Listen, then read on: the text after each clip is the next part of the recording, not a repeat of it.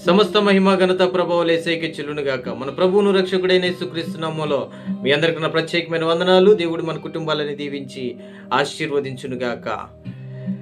దేవుని సన్నిధిని అనుభవిస్తున్న మన కుటుంబాలన్నీ కూడా దేవుడు దీవించి ఆశీర్వదించునుగాక. ప్రతిదినము దేవుని యొక్క సన్నిధిలో గడపటం దేవుడు మనకిచ్చే గొప్ప భాగ్యంగా ఎంచుకుంటూ దేవుని సన్నిధిని అనుభవిస్తున్న ప్రతి కుటుంబాన్ని కూడా దేవుడు మెండుగా దీవించి ఆశీర్వదించునుగాక. వాక్యము ఎంత విన్నామనేది కాదు ప్రాముఖ్యం, వాక్యము ఎంత బాగా చెప్పారు అనేది ప్రాముఖ్యం కాదు. వాక్యము వింటున్నప్పుడు మన హృదయాలు తెరవబడుతున్నాయా, మూయబడుతున్నాయా అనేది మనం జ్ఞాపకం చేసుకోవాలి. అనేకమైన ప్రసంగాలు వింటున్నాం, అనేకమైన ఛానల్స్లో వాక్యం చూస్తున్నాం. ఇలా స్టేటస్లో చాలామంది వాక్యాలు మరి స్క్రోల్ చేస్తున్నారు. చాలా వాక్యాలు మనం వింటున్నాం. విన్న వాక్యాన్ని బట్టి మన హృదయం తెరవబడుతుందా, మూయబడుతుందా?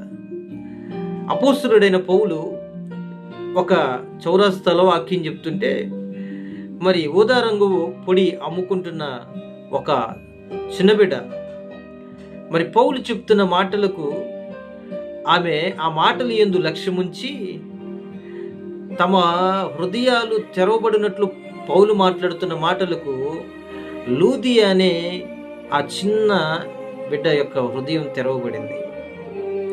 ఈరోజు వాక్యం వింటున్నాం అనేది ప్రాముఖ్యం కాదు, విన్న వాక్యాన్ని బట్టి మన హృదయం తెరవబడుతుందా లేదా, ఆ విన్న వాక్యం మన హృదయంలో కార్యం జరిగిస్తుందా లేదా, ఆ విన్న వాక్యం ద్వారా మనం బలపడుతున్నామా లేదా, అది మనకు ఆశీర్వాదకరంగా ఉందా లేదా అనేది మనం చూసుకోవడం. ఈ రోజుల్లో ఆధ్యాత్మిక స్థితిలో క్రైస్తవులు వాక్యం వెంటనే కానీ హృదయాలు తెరవబడిన పరిస్థితుల్లో చాలామంది ఉన్నారు. నేను ఒక ప్రాంతంలో వాక్యం చెప్పడానికి వెళ్ళాను. నా ముందు ఒక పెద్దవాడు కూర్చుంది. వాక్యం చెప్తూ ఇలా అన్నాను, ఇక్కడ దేవుని సన్నిధిలో గడుపుతారు, అటు టీవీ సీరియల్ దగ్గర సినిమా పాటలు, అలా లోకస్తులతో కలిసి బూతులు ఆడుకుంటూ దెబ్బలు ఆడుకుంటూ కొట్టుకుంటూ మరలా ఆదివారం వచ్చేసరికి దేవుని సంఘానికి వస్తారు అని చాలా గట్టిగా నేను ఆ వాక్యాన్ని చెప్పడం ప్రారంభించిన ఆ కొద్ది నిమిషాలకే ఆమె అప్పటి వరకు బైబిల్ తెరిచి కూర్చున్న ఆమె బైబిల్ ఒకసారి మూసేసి ఆ బైబిల్ చేత్తో పట్టుకొని లేచి నుంచుంది. నేను అనుకున్నా వెళ్ళిపోద్దేమో అనుకున్నా.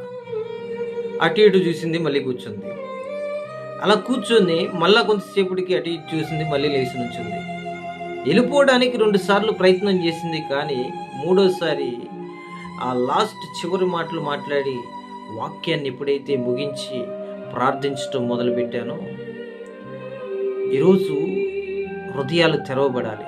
ఆమె ఆ ఆల్టర్ కాల్లో మాట్లాడుతున్నప్పుడు ఆమె ఎలా ఏడ్చిందంటే చాలా ఆశ్చర్యం కలిగింది నాకు.